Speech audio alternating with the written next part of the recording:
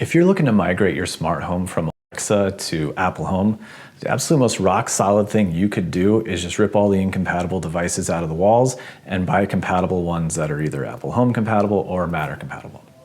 Thanks for watching.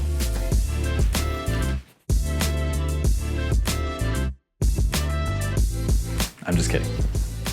First of all, why Apple Home? For some, it just comes down to preference. I think if you have all these Apple devices like a phone, a watch, Apple TV, it just kind of makes sense to use Apple Home. Everything integrates very nicely. But the biggest gripe that we had was the fact that we had to yell across the house to talk to Alexa. We have a device in the living room, in the upstairs bedroom, and in the basement. We don't have one in every room, so we'd often find ourselves yelling across the house. With Siri, we can whisper into our watch or whisper into our phone if we wanted to. You couldn't really trigger Alexa easily on your phone, even when you had the widget on your home screen. So first and foremost, when you're making this transition from Alexa to Apple, you kind of need to think of this broadly as you are the IT department and your family are the users. So you don't want to just dismantle Alexa immediately and hope that Apple Home is going to work. As the IT department, you need to have a slow migration. It might take a month or two even. To put it in perspective, it's been a few months since I started this and I'm still getting out all the kinks and making sure everything is working properly.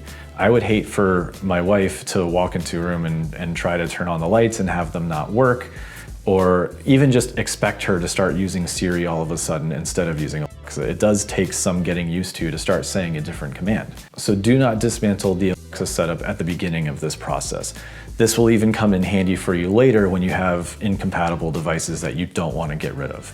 Some of those might include Ring, the security system and the cameras, Nest. The first step in the migration from Alexa over to Apple Home is to look at all the devices in your home and see if they are Apple Home compatible to begin with. Now, they may have already been Apple Home compatible, or they may have gotten a firmware upgrade to be Matter compatible, which would allow them to be integrated into Apple Home as well as Alexa.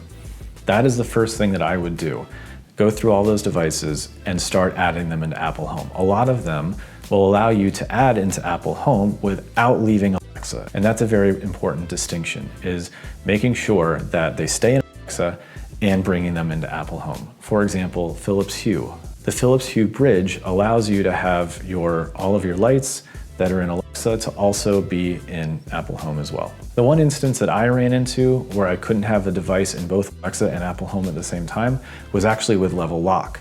But with the Matter upgrade to Level Lock, that's no longer an issue anymore. And I'm not entirely sure what other devices you may run into this with, but just know that it could happen. So hold off on those for a minute. We'll get to those later. Now you've brought all the compatible devices into Apple Home that you can. Start creating rooms and groups and make sure you don't make any big changes because you don't want to confuse your family as to what you named this room or that room. Once I was at this point, I realized that some of the most used lights and switches were not compatible with Apple Home, and this was a big issue.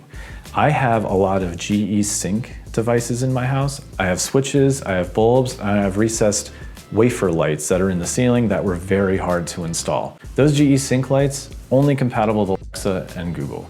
We also have a Nest thermostat. It's a little old. We'll be upgrading soon to the Matter compatible Nest thermostat. And then we have our Ring security system with all the door sensors, window sensors. There's a motion sensor in the basement. We also have a Ring doorbell and 2 cameras as well. None of those are compatible in Apple Home. Here's how I got our incompatible devices into Apple Home. Now there are a few different ways, but this is what I chose. I wanted to kill 2 birds with 1 stone, so I purchased a Raspberrypi 5 and I set it up with CasaOS. I've linked the video that I used as a setup tutorial. I used this video because this creator was actually trying to set up a Plex server, and I thought this was a great opportunity to not only have a computer dedicated to running HomeBridge, which we'll get to in a minute, but I'm also able to use this as a Plex server where I can keep all the movies that I've gotten over the years accessible in one place, not only locally, but also remotely. I decided to go with HomeBridge. I installed HomeBridge on the Raspberrypi 5, which is accessible from any computer in the house as long as I'm here, and I can make changes or update the software or anything like that.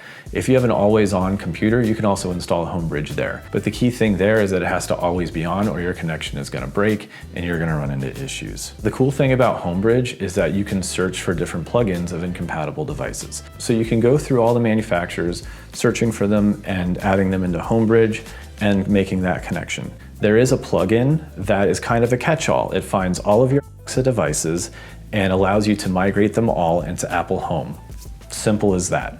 I will say that if that plugin has any issues, now all of those devices are equally not working. Whereas if you had a plugin for each manufacturer, like if you used the Ring plugin or the Nest plugin, if this plugin had an issue, those would still be working. Similarly, if the Ring plugin has an issue, Nest and this plugin will still be working, and so on and so forth. So what you can do is start with this plugin, bring in all of your devices and see how they work. If they're working exactly how you want them to, then you can stop here. But if you aren't getting all the features that you want, you can exclude all of the Ring devices, or you can exclude all of the Nest devices. And then you can go to the Nest plugin and bring that one in, and go to the Ring plugin and bring that one in. You want to make sure you exclude those devices first from this plugin before you start integrating the Ring or the Nest plugin, because you don't want duplicates, because then they'll start conflicting with each other. I know I didn't get into too much detail. This isn't exactly a how-to. I'm just trying to provide ideas that you can use to try to make this transition as easy as possible. So if you have any questions, please leave them in the comments and I'll do my best to provide any guidance that I can. Thanks again. Please like and subscribe, and I'll see you next week.